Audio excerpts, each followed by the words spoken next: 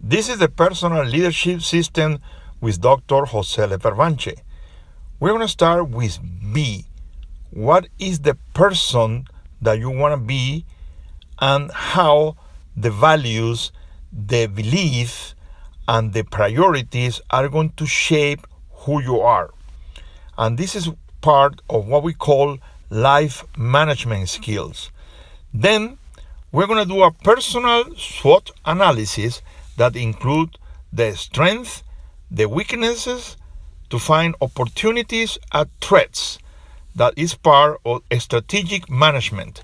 We're using concepts that are normal taught in management classes to be applied in a personal system.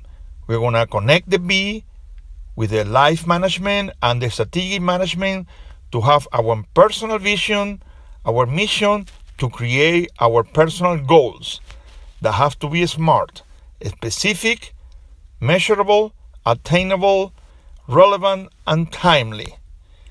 These goals are going to allow us to create an action plan as part of project management skills.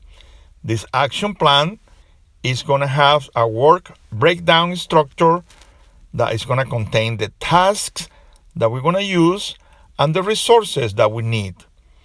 That help us to make a schedule that have the slacks, the critical path, and most important, the triple constraints that are people, money, and time.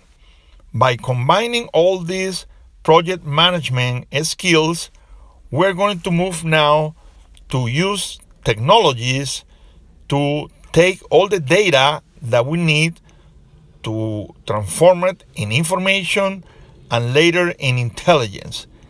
This part is what we call knowledge management, because we're going to add to our person, to our B, different skills that are important to know more, do more, and have more. The process is be, know, do, and have. And this is part of knowledge management. Of course, we have to plan for changes, because changes are going to happen and we need to embrace them. We have to plan, but we have to be also ready for the unexpected changes. The changes that are going to affect our life in a moment because of the risk associated with them. We have to assess them to be sure that we're ready for any emergency. We have to be prepared for emergencies, update our continuity plans and our disaster recovery plans. And this is part of emergency management.